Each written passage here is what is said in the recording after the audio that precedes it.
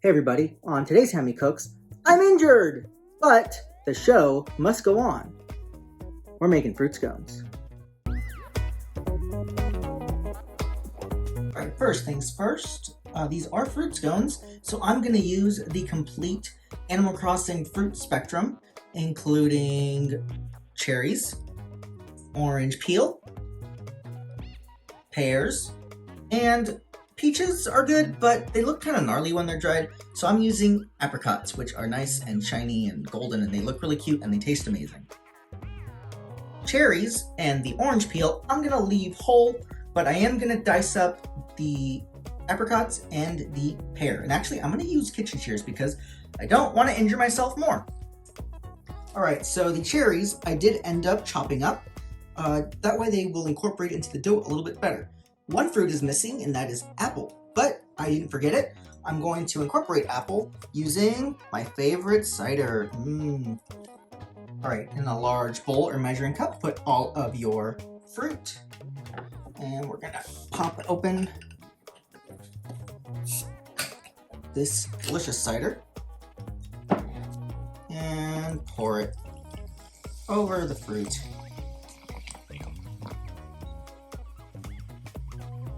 Right, after about 2 hours, I'm going to strain the fruit.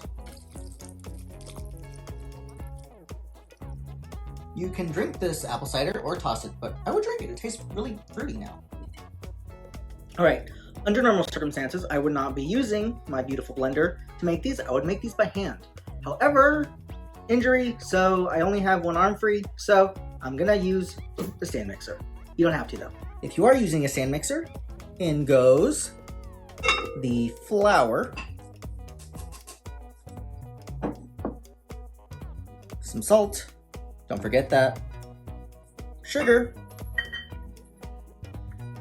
and baking powder.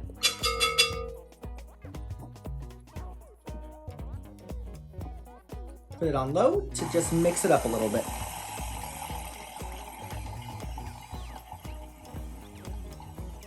In goes butter. You want to make sure that it is soft. Again, slow.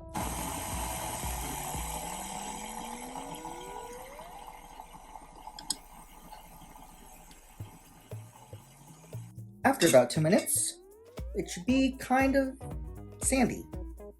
Yeah, that's right, sandy. All right, let's focus on the wet stuff. All right, to some buttermilk, you're gonna add 1 chicken egg and a little tiny bit of vanilla, and whisk it up with a fork.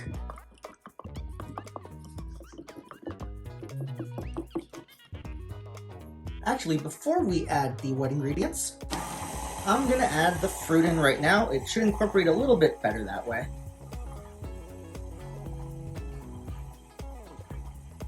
Give that about a minute. All right, now you can pour in your wet stuff.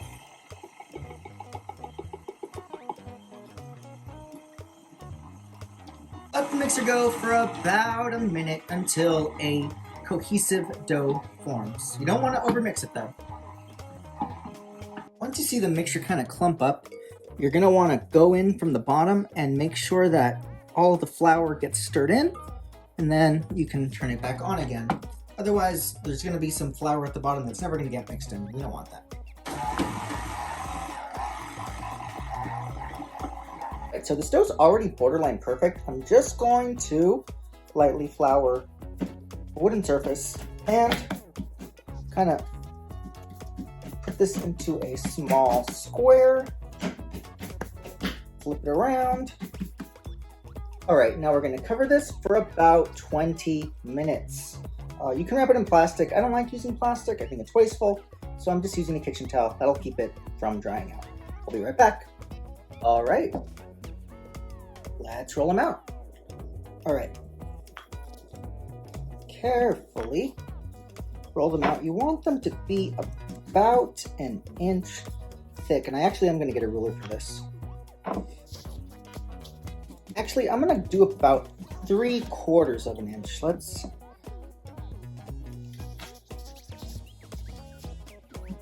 roll them out a little bit too thin on the first go around. That's okay. You can scrunch up the dough. It's pretty user-friendly stuff here. It's nice and soft. It's got a good amount of fat, so it's nice and pliable. Let's check that again. Nice, perfect. I'm gonna cut using a standard dough cutter, and this is actually a little bit smaller than I normally would go, but I think I'll have a nicer circles if I make smaller cuts. See? And actually, I'm gonna flip them upside down when I put them on the baking sheet. For the second batch that you roll out, you don't have to worry too much about the dough and overworking it, just kind of work quick. Only add more flour if it starts to stick, but this is gonna be pretty good, I think. Eventually you'll get to the end and you'll just have a bunch of scraps, so just kind of push them together into something kind of perfect. That way you don't even have to cut it out, so you don't waste any more dough. That will be mine. It might be a little ugly when it bakes up, but it'll taste just as good. So I got 11 perfect circles. And well, 10 perfect circles and one kind of irregular one, but that one will taste good. You want them on a parchment lined sheet. I'm using Silpat because it is reusable, but you can use parchment. You do want to line them though, otherwise they will stick.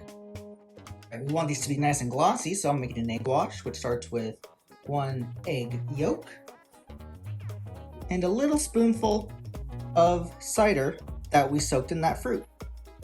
All right, now brush over all of the top of your scones. All right, these are prepped, but we're gonna gloss them one more time, but in the meantime, you can preheat your oven.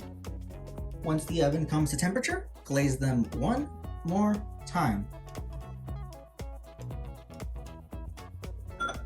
Into the oven they go.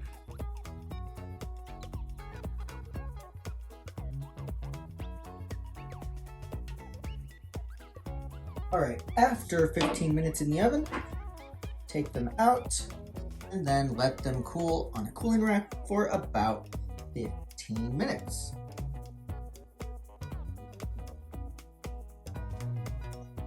All right, typically scones like this are split in half and then served with clotted cream and strawberry jam. Now, I don't live in the UK, so finding clotted cream is kind of hard, but I do have marscapone cheese, which is very similar in taste and texture. And instead of strawberry jam, which I think is really, really gross, I'm using raspberry jam, which is my favorite jam of all time. Here's how I make it. All right, now people argue whether to put the clotted cream on first or the jam. I prefer the cream on first and the jam on top. Also, I would not dream of having scones without a nice, strong beverage. In this case, fruity black tea. I eat quite a few treats around the holidays, but I probably eat these more than anything else because fruit scones are yummy! If you liked that, check out this playlist with plenty more Animal Crossing goodies. Also, be sure to like, comment, and subscribe because there's plenty more coming. See you next time. Thanks for watching. Bye!